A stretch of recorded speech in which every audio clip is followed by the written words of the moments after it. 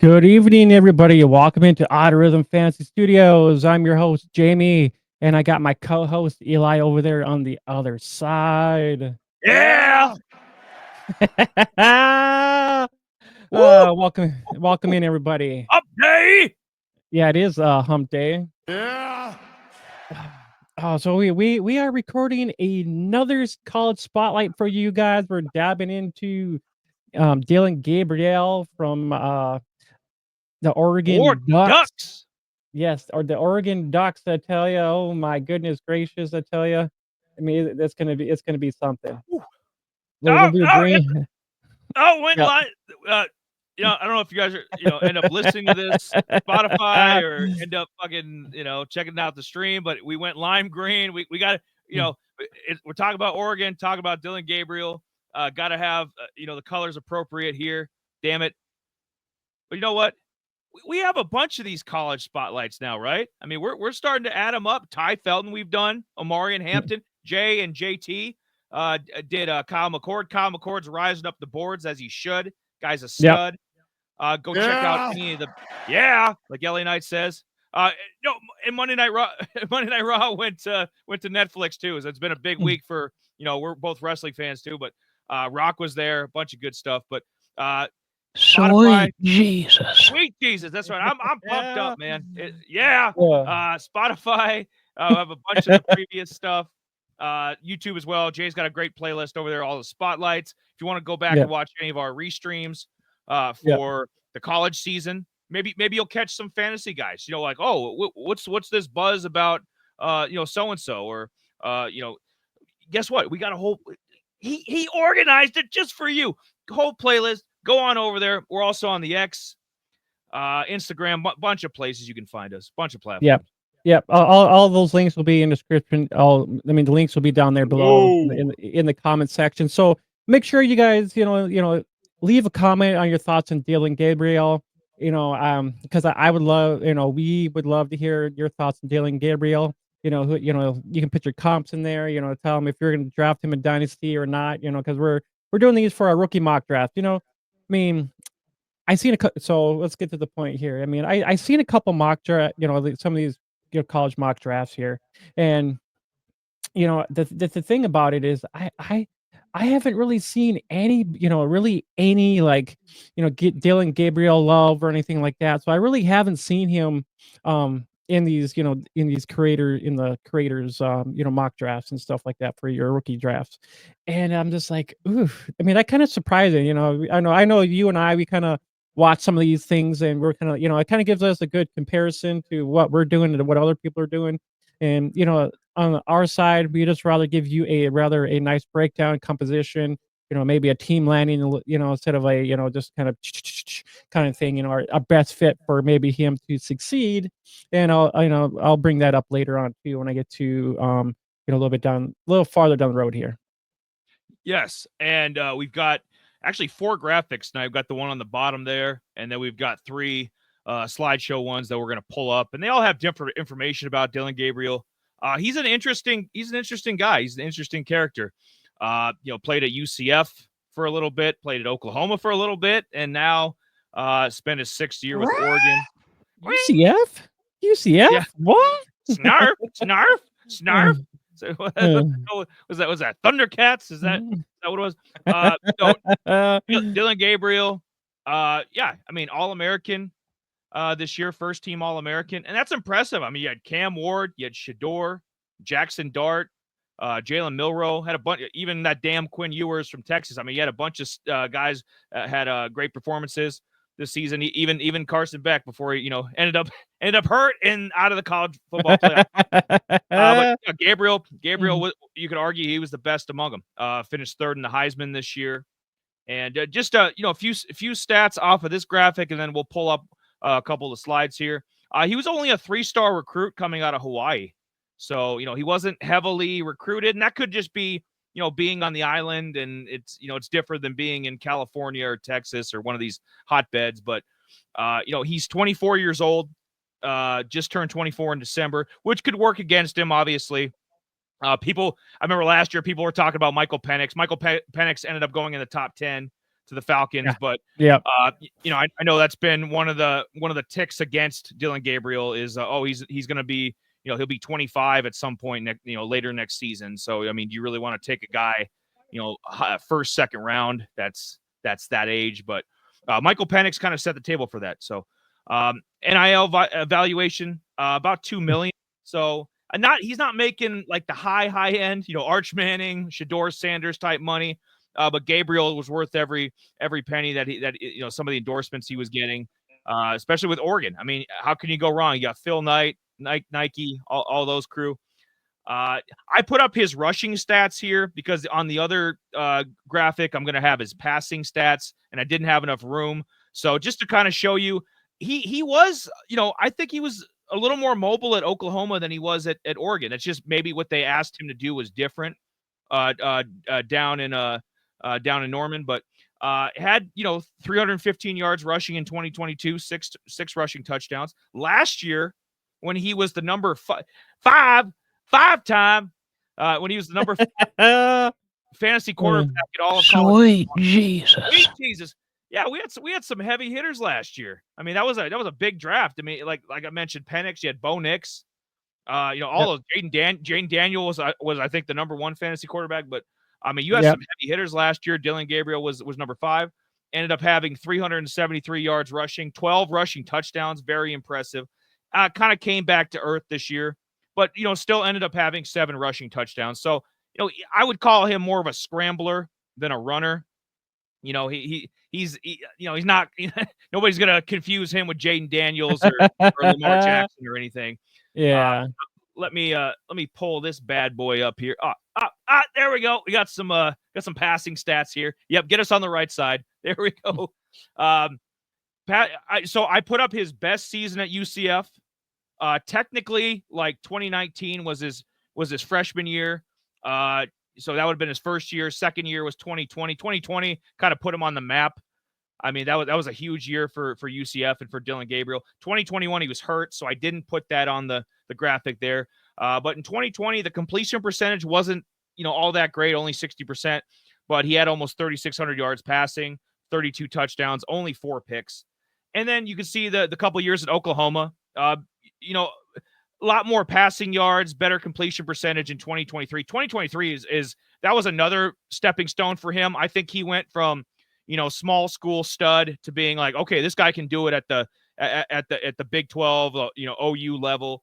Almost 70% of his passes, you know, almost 3,700 yards, 30 touchdowns, 6 picks. And then this year with Oregon, obviously they were the number 1 team for most of the year. So he was high profile. Like I mentioned, finished 3rd in the Heisman, completed 73% of his passes, over 3,800 yards. And then once again, you know, 30 touchdowns, 6 picks. So he was very consistent in college. He didn't turn the ball over a bunch.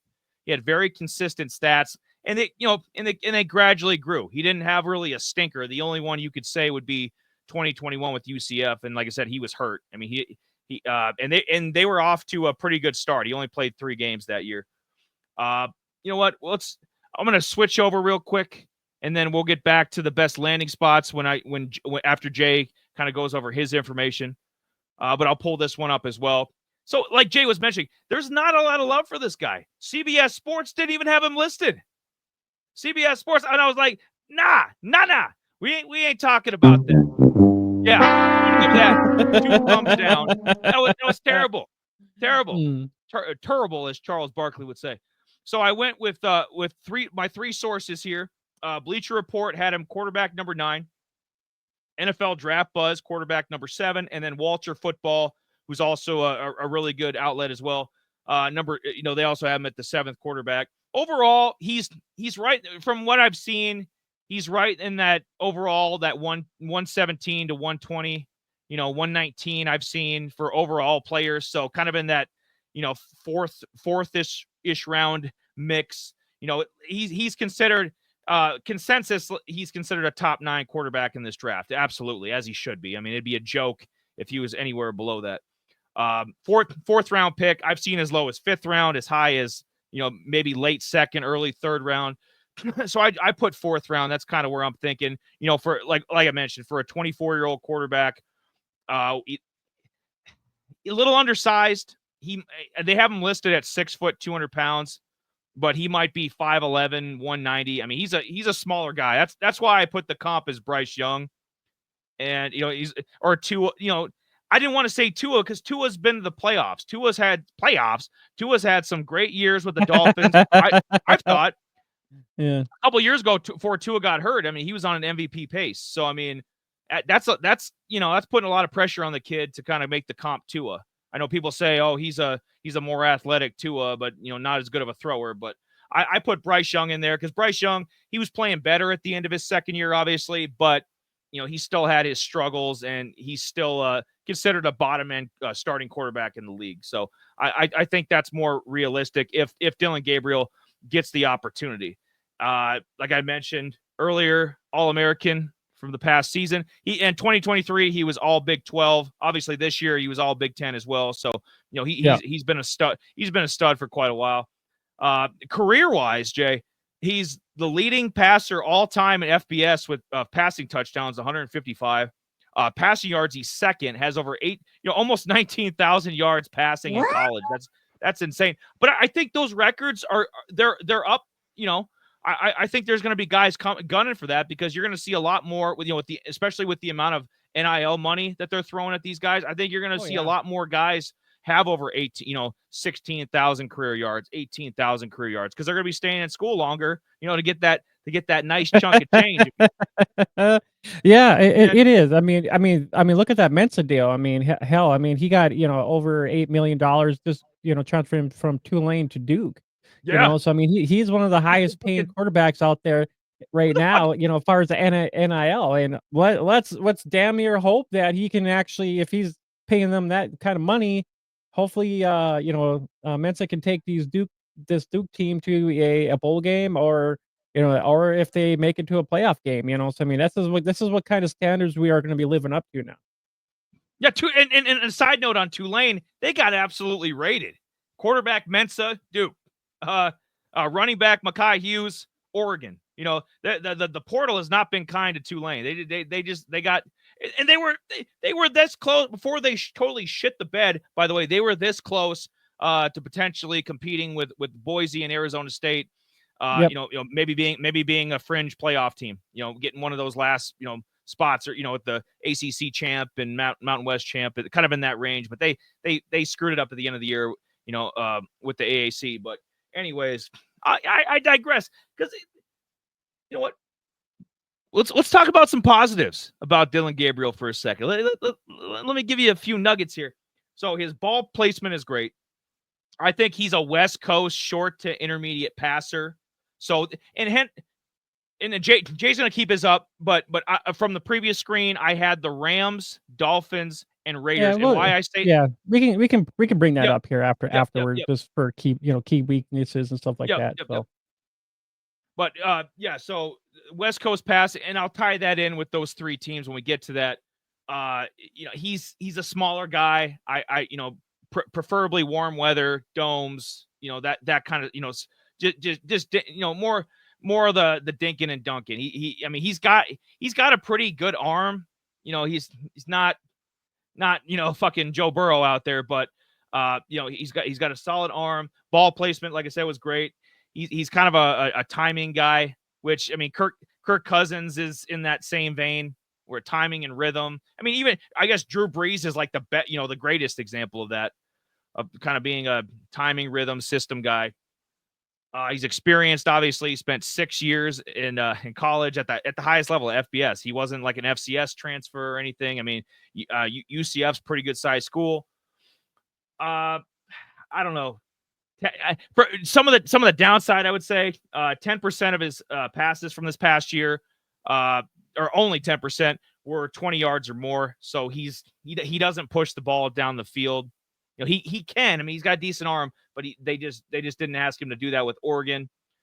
Very accurate, but I think they think at the next level. Some of the scouts and some of the pro sources are saying that he's going to have issues with man-to-man coverage. Dealing with that. Yeah, I think he's there's he's a scrambler. He's not going to be. That's why I said Bryce Young. Like, Bryce Young is a good athlete, can move a little bit. Tua can move a little bit, just enough, but they're not more like the Russell Wilsons. I guess Russell would be like kind of the best example, like prime Russ as a scrambler. Smaller guy that can do both and throw in. But I don't think Dillon Gabriel's got the arm that Russ had. Yeah, for sure. I mean, you got the Rams, Miami, and the Raiders are. I mean, they're all possibly good fits for what he's capable of doing. I mean, Miami is a good one because I mean his quick release accuracy. I mean his mobility. That kind of helps that cause too a little bit. I mean, if you think about it too, they have Tyreek Hill, Jalen Gabriel. Not Gabriel. He Jalen is Waddle. Gabriel. Yeah, Jaden Waddle. So I mean, because he can throw the. I'm doing the Waddle. You just can't see it. So I mean, there are some good things to him. I mean, as far as when we take a look at this guy, I mean, a lot of people are not liking him, but in my terms, I give him almost a kind of a composition to, we kind of agree on that. Tua, his ceiling is a Tua, but he's got the mobility of a Tua, a little bit better at that there. His pocket presence is a good thing, so that the mobility is a good thing on him because his sack rate is 4%, which is very very little. So he didn't really take a whole lot of sacks. Wait, I got the wrong arm. There we go. Jay was mentioning he's got a quick release. It's hard to get to the guy. The ball is just. Yeah. So, and that's the thing about him, so his ceiling is a Tua. His and then his other composition, he could be, he also could be a Brock Purdy too a little bit. So I mean, he's kind of. That'd be, like 40. If I was the 49ers, I'd be looking at if they're talking fourth, fifth. I mean, if this guy falls that far, fourth, fifth round, with his experience level, and Brock Purdy wants to. It looks like they want to pay him, but I mean, do you want to pay that guy fucking $58 million a year and like 200, Dak kind of money guaranteed, 230 million, 220, something crazy? Or would you rather get a Dillon Gabriel? It's a proven guy. He's going to be on a budget for 4 years. Yeah. That's me. And Brock Purdy was a 7th round guy from Iowa State. We remember him in college. He was damn good, but I mean, he had Breece Hall right by his side, and we kind of see what happened this year to Brock with some of the injuries. So, but Jay's right in line with that. I think, Tua is like the ceiling, obviously, be a Pro Bowl guy, when he's healthy, Pro Bowl level guy that puts up stats. Yeah, and his floor can be his floor is gonna be a Gardner Minshew. I mean, intelligent, accurate. It can be a backup, can flash and hot spot. Spot starts. That's a good one. Yeah, that's a long term. Kind of that Case Keenum. Gardner Minshew role. So those are his floors too. When if it depends on a landing spot and and whatnot too. And it's all gonna come down to starting position when it comes to the QB. The QBs. So I mean this is what kind of Dillon Gabriel is. I mean, at first I was like, yeah, but it's kind of like the Kyle McCord. I mean, no one's gonna be, there's no love in Kyle McCord yet. I mean, no one's talking about him. I mean, maybe it's slight because we talked about this a little bit, but this overall, I mean, I think once February hits, these combines hits, there's gonna be changing in these mock drafts when people are doing their rookie mock drafts. I think there's gonna be a lot of changes coming here. He's got some, 75 completions of 20 yards plus when it comes to that. And his red zone efficiency was 23 touchdowns with 4 touchdowns, 0 interceptions, and he's got a, kind of the big time throw. I mean, it's which is kind of accurate, 6.4%. I mean, he's very trustable. Yeah, like you were saying, he's got Jay. I mean, but he's got 0. He had 0 touch or interceptions in the red zone this year. So you get down the field, you're getting points with Dillon Gabriel. I don't care if if it translates to the pros or not. I like a guy like that. That's not going to do anything stupid with the ball. You're walking out with points.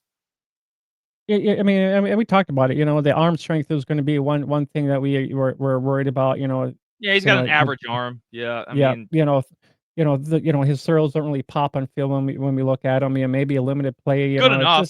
It is. I mean, those are his. The mobility is great leaderships and stuff like that.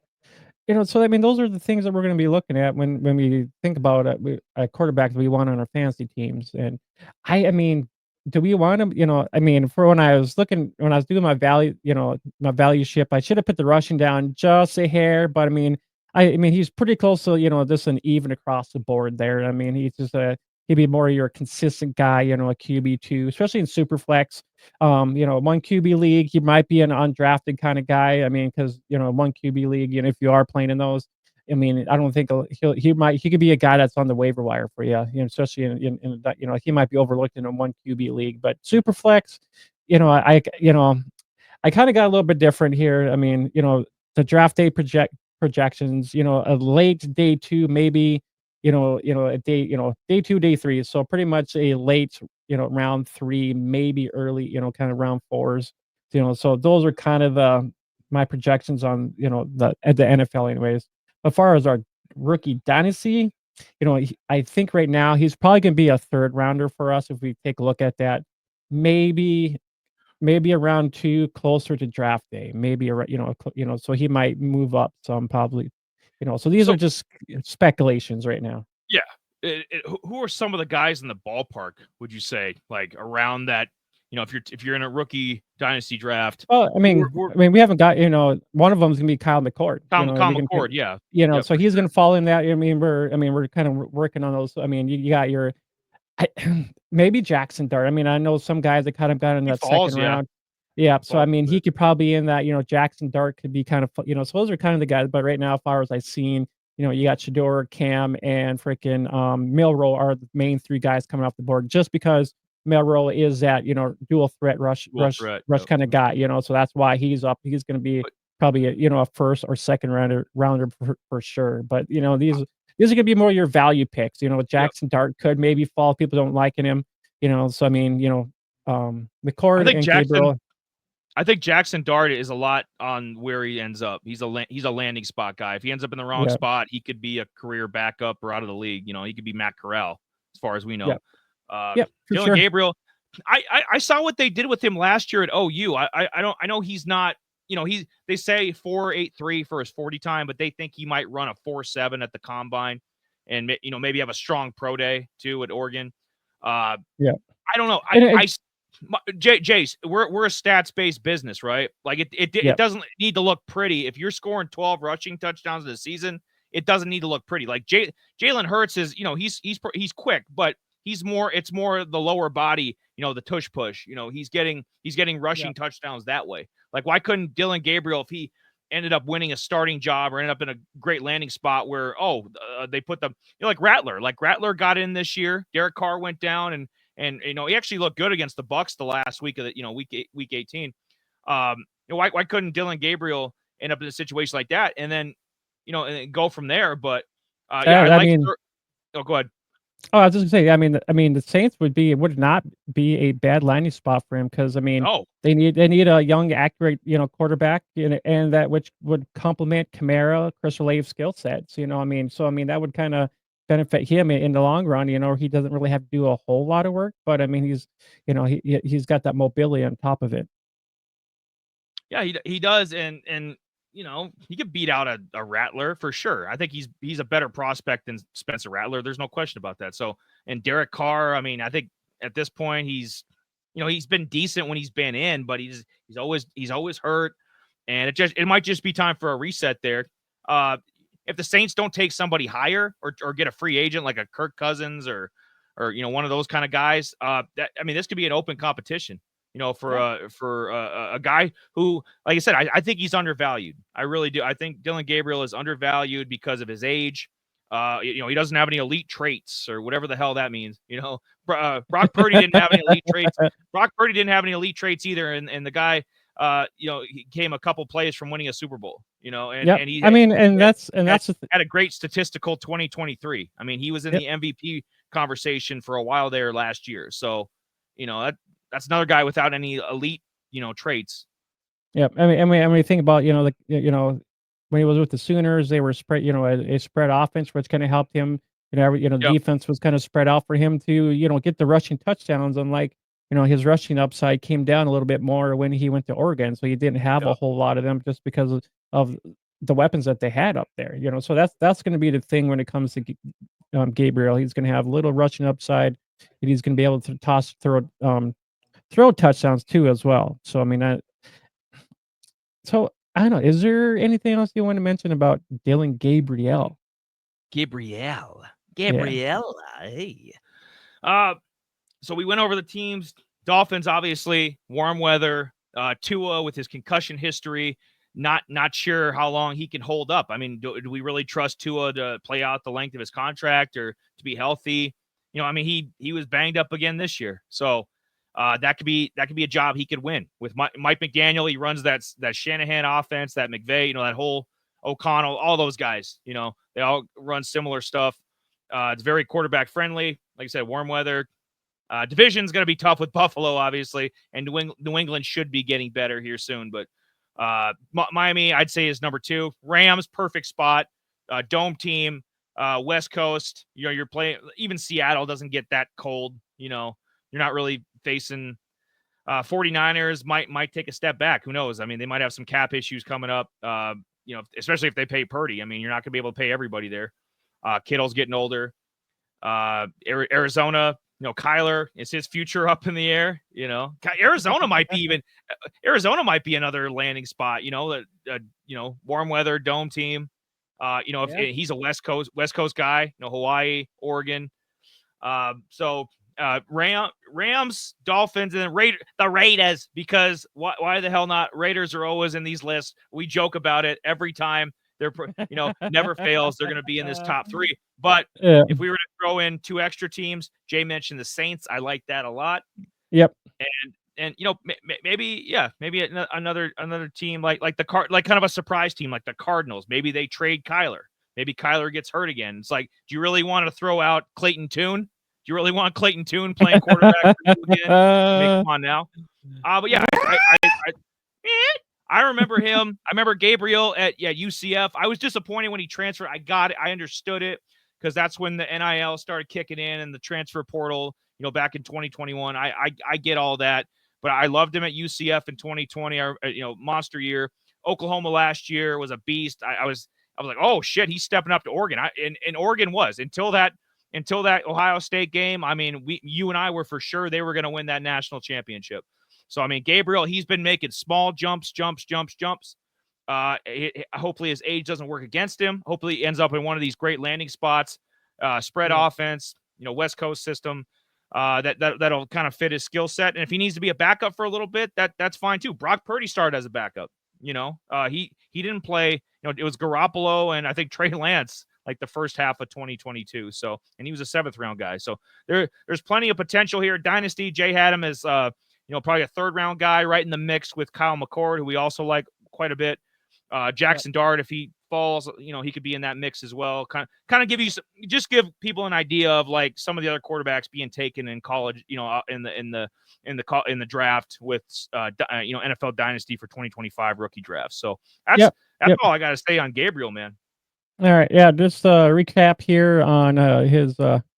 So pretty much his ceiling. You know, he's a Tua, Brock Purdy. His floor is a Gardner Minshew. His floor is actually a Case Keenum and a Gardner Minshew. And then the other thing is too, it's going to come down to, you know, if he's playing against great defenses, you know, just like the Oregon, not Oregon, the Ohio State game here.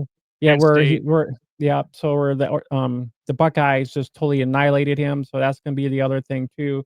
If he's playing a softer defense, that will probably raise his stock. But if he's playing a stout defense, you know, he's probably going to be bombarded and make a lot of mistakes. So that's just kind of his niche on that. And then draft day projections, a late day 2 round, you know, it'll be third round, early day 3, 4th round. In our, you know, as far as rookie dynasties, I think he'll be a 3rd rounder and maybe be a 2nd rounder closer to draft day. So those are the breakdowns on Dillon Gabriel. I think, he's got one of these stocks that could rise. I really do. I think the more film, you know, the more tape they get on this guy, he runs a better 40 time. Oh, he's a little more agile than we thought. He's a better athlete than what we thought. You know, maybe he can wow some people, and they're going to look at how accurate he is. I mean, that's a big part of this modern NFL. So he fits in quite a few systems now with you know, with McVay, Shanahan, you know, stuff going on around the league. there's plenty of places, a lot more domes than there used to be, a lot more climate controlled things that'll be good for guys like Dillon Gabriel coming into the league. So I like his projection going forward. Yeah, for sure. Me too. But yeah, other than that, guys, make sure you like and subscribe to the channel, and make sure you guys share this video too. I mean, we love, we're getting some good feedback and some nice comments on some of our other output. Come hither, come hither. Our other spotlights that are out there right now. So I mean, those are getting good viewerships and stuff like that.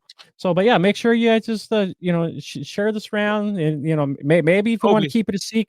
Maybe if you want to keep it a secret to to yourself, but that's not gonna help our cause, because it doesn't help at all. spread the good word. Yeah, spread the good word. But yeah, you can always find our audio stuff on Spotify and Apple, and you can always follow us on X. Then we got our Discord, and the Instagram is gonna kind of show a little bit more of a break, just a slideshow of his dynasty values, and then we'll have a lot of the strengths and weaknesses to his just kind of career stats and stuff like that when it comes to Instagram. So I was kind of working on some of the things like that over there. But yeah, other than that, if you want to jump in our Discord and talk about Dillon Gabriel, your thoughts on him, you sure may do that as well. But yeah, other than that, we're gonna work on some more college spotlights. We're gonna pump them out as much as we can. Most of these Pump them out. The college spotlights come out on a Saturday, so hopefully you guys are subscribed to the channel and hit that bell there, so when this spotlight comes out, and then you guys can dive into it and give your overall analysis or comments of how we broke down Dillion Gabriel. If you like or don't like what we just mentioned about him, put that down there too. The more criticism or positive criticism we get, the better off these spotlights will become for everyone. And if there's a guy you want us to talk about, jab it down there too, because we'll dive into him too. Yeah, but we take requests on the show as well. Sometimes I fumble the ball a little bit, but we pick it up and we take it to the house. So request, be interactive, and we'll return the favor. DMs, comments, all that good stuff. Thank you for whenever you guys tune into this, whenever we're able to post it, and more are coming. So we got a guy who put up a big statistical year probably coming up next. So we're gonna talk about him. Yeah, that's all we're gonna say about that. But yeah, we appreciate everybody watching and viewing. But yeah, I'm Jamie. That's Eli. We are from Out of Rhythm. We will catch you guys on the next college spotlight. Until then, later.